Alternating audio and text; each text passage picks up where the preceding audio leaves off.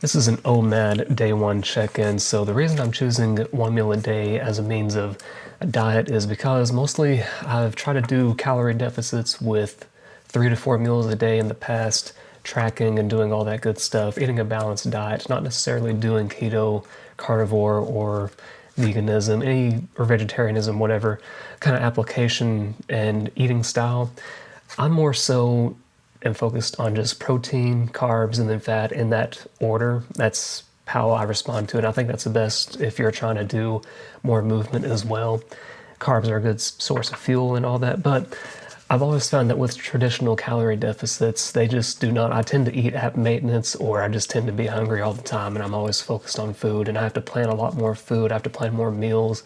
I have to prep more things. I have to keep more things in mind. And ultimately, it's like for what? So that I can just maintain my weight the whole month.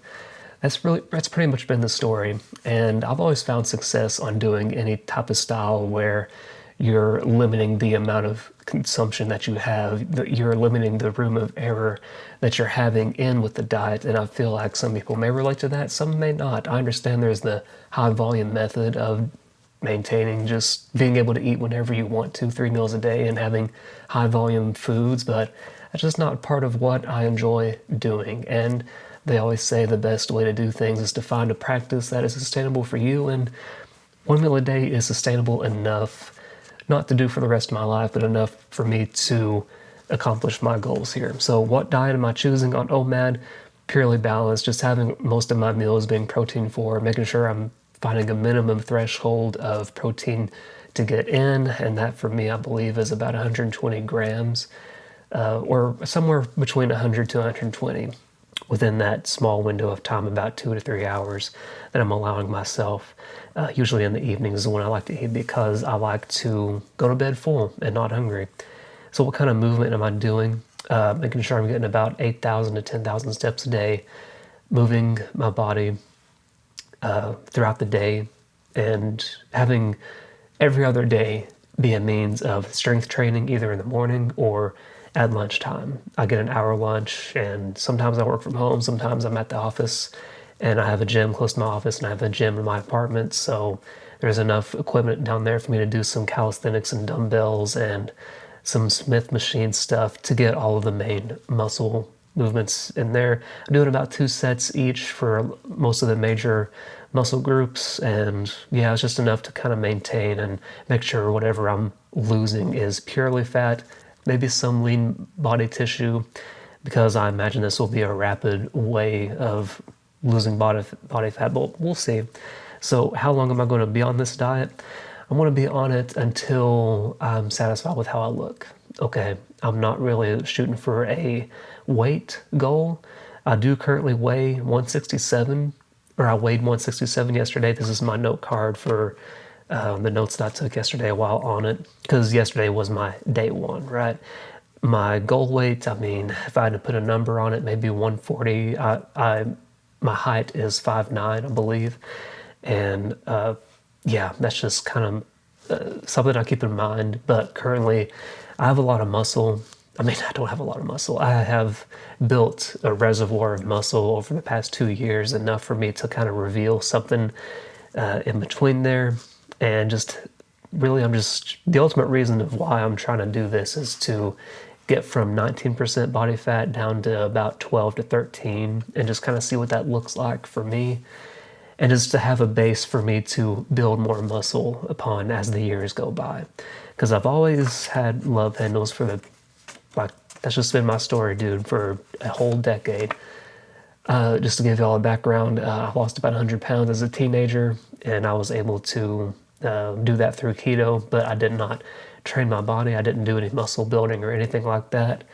And unfortunately, that led to me having a weird metabolism and a misshapen body, in which I carried a lot of fat in my abdomen, and just going through that and having varying levels of that all throughout my 20s. And I'm 31 now. I'll be 31 this year, and I'm just looking to pretty much be done with it. And we're going to stick to OMAD. I've always had success with it in the past, or alternate day fasting or anything, but I'm going to do purely one meal a day until my goal is met.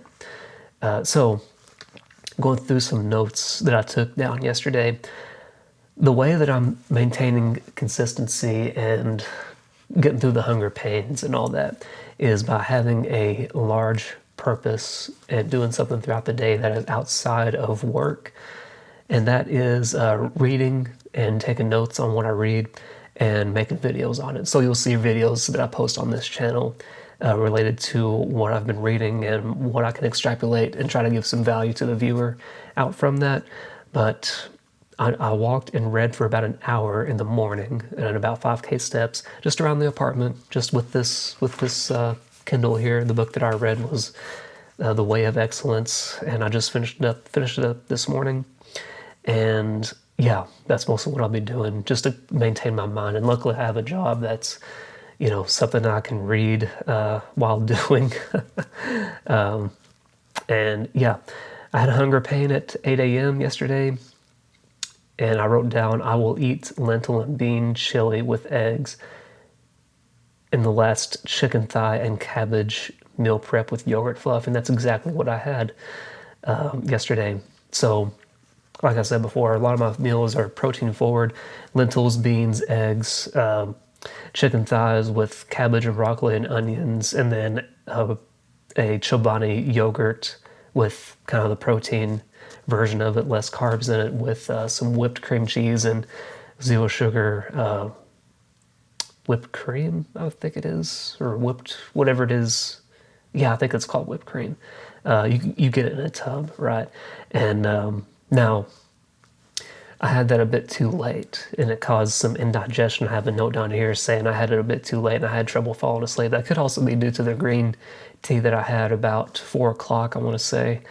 That caffeine and this could have caused me to have a lot of digestive discomfort. So for today, I got to make sure that I don't do that. I need to make sure that I'm not eating close to bedtime. I almost just ate so that I could feel full. And yeah, because that's, I don't know, I'm just kind of a stickler about that. I got another note here saying I got past the 1 p.m. threshold, and that's usually kind of a marker of saying, okay, if I can get past 1 p.m. without eating anything, then I can make it up to 5, right? It's just a mental persistence game of getting through it.